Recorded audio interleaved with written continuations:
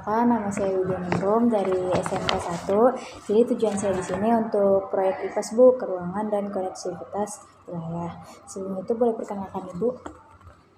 Oke, selamat sore. Izin, nama saya Mita Kirina Deputi Sarjana Ekonomi. Saya berpenjabat di Kelurahan Telagasari sebagai Kepala Seksi Pemberdayaan Masyarakat.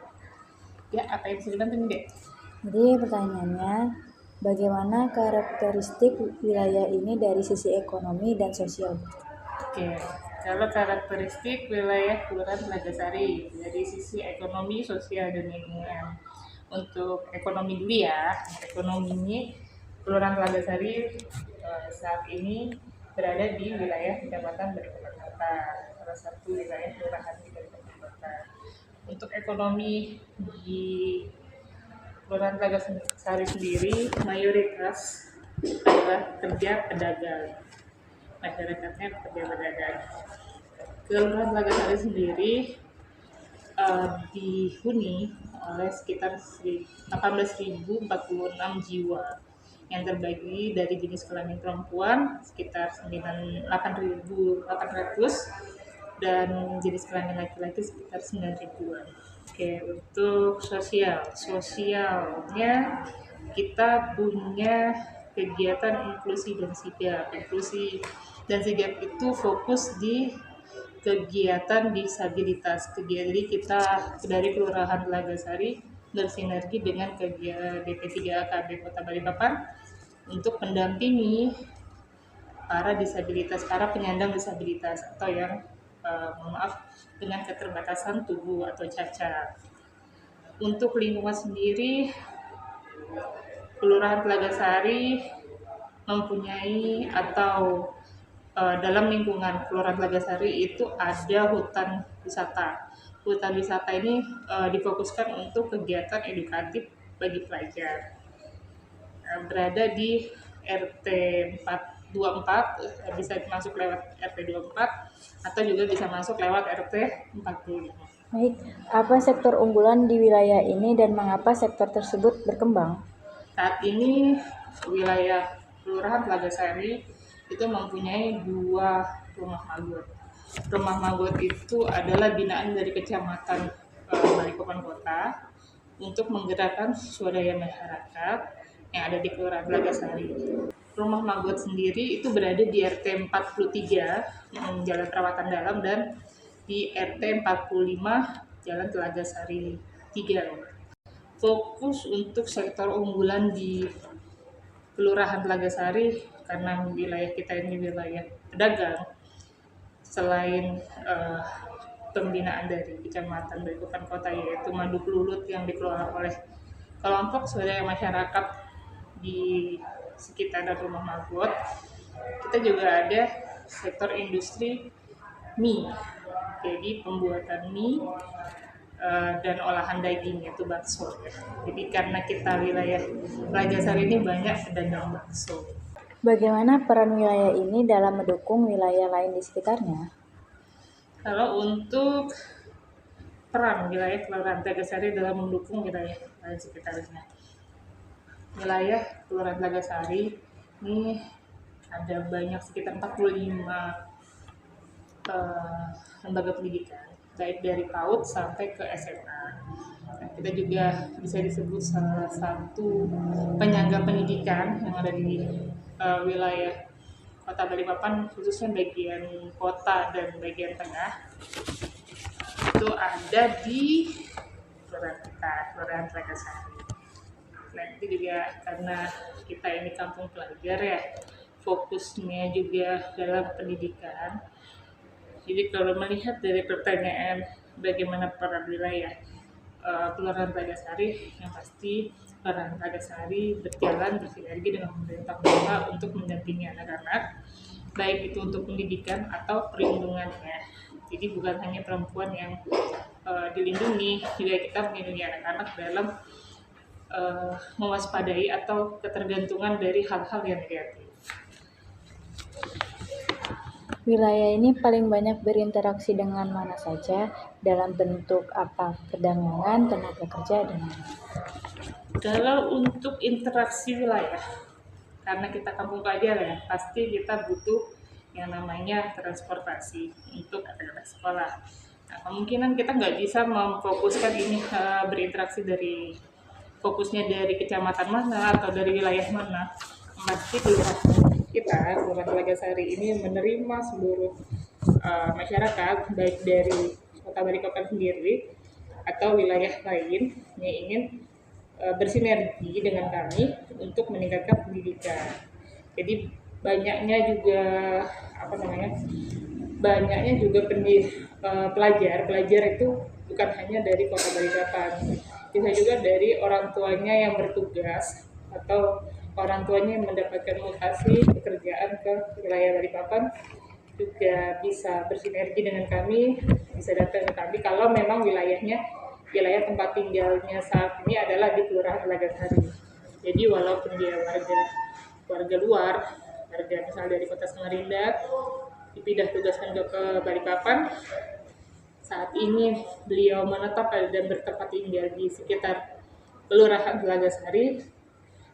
Kami dari pemerintah Kota Balikpapan, khususnya dari Kelurahan Telagasari, juga membuka lebar untuk mereka mendampingi anak-anak mereka untuk bersekolah di sekitaran sekolah yang dekat mungkin dengan wilayah saat ini mereka tinggal. Apa saja program pemerintah yang sedang berjalan untuk meningkatkan konektivitas dan kesejahteraan masyarakat? Program pemerintah yang saat ini berjalan dalam meningkatkan konektivitas dan kesejahteraan masyarakat. Kita kalau dalam peningkatan paling dekat ya untuk ekonomi itu ada di UMKM, peningkatan usaha kecil mikro menengah. Itu kita juga punya ada di BTSView, Bendali Telagasari View. Itu inisiasi dari Camat Balikpapan Kota membuka BTSView agar warga sekitar di Kelurahan Telagasari mempunyai kesempatan yang sama, punya hak yang sama, bisa membuka lapangan pekerjaan, baik itu berdagang, seperti yang adik-adik bisa lihat nanti di BTSView seperti apa. Itu ada beberapa tenan, kalau tidak salah lebih dari 10 tenan. Dan juga yang pemilik tenannya itu juga adalah warga dari Kelurahan Telagasari. Mereka berdagang, kadang juga malam ada juga entertainment, itu juga dari wilayah warga Kelurahan Telagasari. Nah, untuk kesejahteraan masyarakat saat ini pemerintah Kota Balikpapan lagi meningkatkan informasi ke masyarakat melalui kampung mandiri adaptif dan inovatif. Juga salah satu pendukung kita untuk meningkatkan kesejahteraan masyarakat. Walaupun program ini baru akan mulai jalan, masih tahap perencanaan. Perkenalkan Bu, saya Widya Ningrum dari SMK 1. Jadi tujuan saya di sini untuk proyek IPAS Bu, peruangan dan koneksivitas wilayah. Jadi sebelum itu boleh perkenalkan nama Ibu? Ibu Jain. Jadi sudah berapa lama Ibu menjalankan usaha di wilayah ini dan bagaimana perkembangannya? Ya sudah 30 tahun ya, dari kecil ya sampai sekarang ya begini. Ya lumayan bisa untuk nyekolahkan anak-anak, bisa hidup. Itu aja.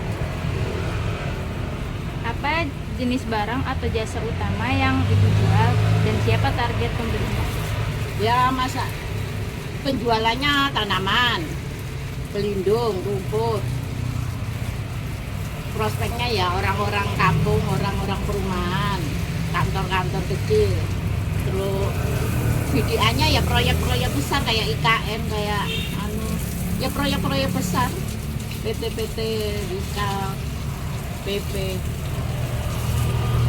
Dari mana asal barang dagangan Ibu, daerah atau agen, mengapa memilih pemasok tersebut?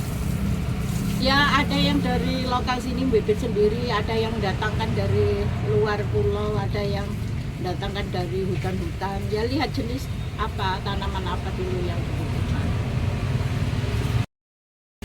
Bagaimana proses distribusi barang sampai ke tempat Ibu dari transportasi atau waktu atau biaya? Pakai truk. Ya. Apa kendala utama dalam mendapatkan atau menjual barang dari harga, distribusi atau pesaing? Ya persaingan ketat. Apa yang terjadi pada usaha Ibu jika pasokan barang terlambat atau terganggu? Ya penjual sepi. Sepi, orang yang diperlukan dada. Menurut Ibu, bagaimana perkembangan usaha di wilayah ini dalam beberapa tahun terakhir? Ya alhamdulillah. Alhamdulillah. Tapi untuk saat ini agak sepi, soalnya ya mungkin cuacanya krisis ah. Ya semenjak ya krisis ini agak sepi. Itu aja. Apakah ada perubahan pola belanja masyarakat, misalnya online versus offline? Jelaskan. Nggak ada. Soalnya kita tanaman orang banyak yang seneng offline. Soalnya tahu barangnya. Kecuali kalau orang-orang jarang. Kita kan dia ingin tahu barangnya. Jadi dia offline. Apa saran Ibu agar usaha di wilayah ini bisa berkembang lebih baik? Kasih aja modal. Iya, pinjamin modal. Kasih aja modal biar aku bisa nyiapkan apa yang nggak ada semua kan. Baik Bu, Iya. sekian wawancara kami hari ini. Iya.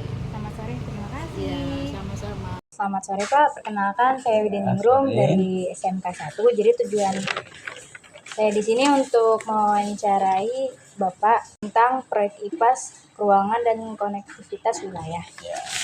Sebelum itu boleh perkenalkan nama Bapak? Suharsono. Jadi sudah berapa lama Bapak menjalankan usaha di wilayah ini dan bagaimana perkembangannya? Kita buka usaha kurang lebih sudah 10 tahun. Ya, alhamdulillah selama ini bisa berjalan dengan baik dan positif. Ada peningkatan. Apa jenis barang atau jasa utama yang Bapak jual dan siapa target pembelinya? Jenis barang dari bahan pokok dari tepung terigu. Jasa utama yang kita buat di sini itu produksi mie olahan. Target pembelinya ya para pedagang-pedagang ya, kaki lima. Dari mana asal barang dagangan Bapak, daerah atau agen, mengapa memilih pemasok tersebut? Kebanyakan dari distributor karena dari mereka kita bisa membeli lebih murah. Bagaimana proses distribusi barang sampai ke tempat Bapak dari transportasi, waktu, dan biaya? Ya, dari distributor ada fasilitas transportasi sampai ke rumah. Biayanya dari pihak distributor. Apa kendala utama dalam mendapatkan atau menjual barang, harga, distribusi, dan persaingan? Kendalanya hanya misalnya keterlambatan barang, terus dari persaingan harga dari distributor satu ke yang lain itu menyesuaikan. Bagaimana kondisi wilayah dari lokasi, akses jalan, dan keramaian memengaruhi usaha Anda? Kalau kondisi tempat kami, karena kebetulan tempat tinggal kami di paling belakang, jadi harus memakai jasa angkut ke rumah. Jadi dari tempat turunnya barang ke rumah itu harus memakai jasa angkut lagi. Apa yang terjadi pada usaha Bapak jika pasokan barang terlambat atau terganggu? Kita mendapat komplain dari para pelanggan yang sudah continue mengambil setiap hari. Apa yang terjadi pada usaha Bapak jika pasokan barang terlambat atau terganggu? Oh iya. Terjadi komplain dari para pelanggan yang sudah setiap hari ngambil dari tempat kami. Menurut Bapak bagaimana perkembangan usaha di wilayah ini dalam beberapa tahun terakhir? Dari segi penjualan, alhamdulillah positif meningkat. Dari harga fleksibel, kadang naik, bisa turun. Apa saran Bapak agar usaha di wilayah ini bisa berkembang lebih baik? Saran dari kami sebagai produksi, ya, alangkah baiknya dari bahan baku atau dari bahan-bahan yang lain tidak terlalu tinggi naiknya, ataupun kalau terjadi kenaikan, itu kita juga bisa menyesuaikan. Baik, terima kasih sudah berkenan untuk diwawancarai. Sekian, terima kasih. Selamat sore Pak, perkenalkan saya Widya Ningrum dan ini teman saya Sapina Talita. Kami dari SMK 1. Tujuan kami di sini ingin mewawancarai mengenai proyek IPAS, keruangan dan konektivitas wilayah. Jadi sebelum itu boleh perkenalkan nama Bapak? Nama saya terutama sebagai penjual kopi di BTSQ. Sudah berapa lama Anda menjalankan usaha di wilayah ini dan bagaimana perkembangannya? Saya jualan sudah setahun lebih sih, mulai bulan 2 tahun lalu ya. Jadi sudah setahun 2 bulanan. Perkembangannya dulu awalnya nih belum ada atap, sekarang sudah ada atap. Pengembangannya sudah ada untuk mainan anak. Apa jenis barang atau jasa utama yang Anda jual dan siapa target pembelinya? Kalau saya kan jualnya kopi ya. Kalau kopi itu kan identiknya zaman sekarang anak muda atau warga yang, atau mungkin ke orang tua mungkin minumannya yang kopi hangat atau kopi panas. Ya. Dari mana asal barang dagangan Anda? Mengapa memilih pemasok tersebut? Kalau saya rata-rata bahan lokal sih, kecuali kayak kopi saya ngambilnya di marketplace. Mungkin karena kalau ngambil di marketplace itu harganya lebih relatif agak murah. Bagaimana proses distribusi barang sampai ke tempat Anda? Distribusi ya marketplace ya biasanya online. Jadi misalnya saya beli bisa seminggu atau 2 minggu barang itu nyampe ke sini. Apa kendala utama dalam mendapatkan atau menjual barang? Kalau untuk saat ini sih harga ya, karena kalau harga itu kan yang zaman lagi krisis gini rata-rata bahan naik, kayak bahan kopi, susu, ya pokoknya ya ada yang naik lah harganya akhir-akhir ini. Bagaimana kondisi wilayah memengaruhi usaha Anda? Kalau kita kan yang BTS ini kan lokasinya lebih arah ke dalam ya, nggak di pinggir jalan. Jadi mungkin kalau hari-hari tertentu, misalnya weekend, dia rame. Kalau hari-hari biasa gini ya standar lah, ada 1-2 orang yang datang. Apa yang terjadi pada usaha Bapak jika pasokan barang terlambat atau terganggu?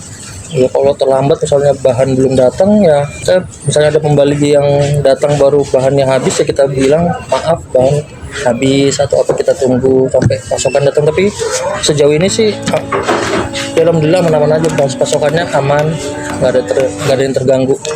Menurut Bapak bagaimana perkembangan usaha di wilayah ini dalam beberapa tahun terakhir? Bagus, sekarang mulai agak ramai kan. Mungkin kalau dulu kan nggak ada atapnya, jadi kadang-kadang pengunjung tuh takut kalau hujan Kebasahan. Kalau sekarang kan mereka lebih merasa aman ya, kalau hujan sudah ada yang melindungi. Apakah ada perubahan pola belanja masyarakat, misalnya online, offline? Jelaskan. Yang zaman sekarang sih ya banyak yang pesan online, misalnya kayak Gojek, Grab, GoFood kan. Tapi juga banyak juga yang, tapi rata-rata sini orang banyak juga yang datang ke sini langsung beli langsung. Apa saran Bapak agar usaha di wilayah ini bisa berkembang lebih baik? Ya mungkin kalau sini ya lebih konsisten lah jualannya. Jadi pengunjung itu nggak kecewa. Misalnya datang ke sini ternyata banyak yang tutup. Jadi pengunjung itu nggak kapok sering datang ke BTS. Ya. Baik, terima kasih Bapak. Wawancaranya sudah selesai. Ya, Perkenalkan, nama saya Widya Ningrum dari SMK 1. Jadi tujuan saya di sini untuk proyek IPAS. Sebelum itu boleh perkenalkan diri? Boleh, perkenalkan nama saya Dani Fantinda Rizwani. Baik, sudah berapa lama Anda tinggal di wilayah ini dan bagaimana perubahan yang Anda rasakan? Saya di sini sudah 12 tahun. Dulu jalannya hancur, berlubang. Sekarang sudah diaspal dan enak. Warung juga makin ramai. Bagaimana kondisi lingkungan di sini dari segi kenyamanan, keamanan, dan kebersihan? Lumayan nyaman.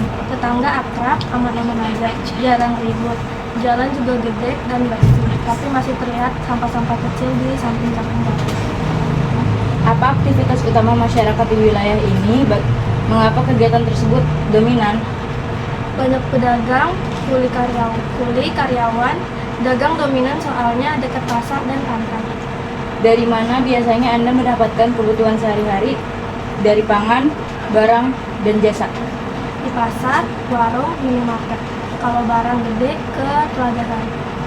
Menurut Anda, wilayah ini paling bergantung pada daerah mana dan mengapa?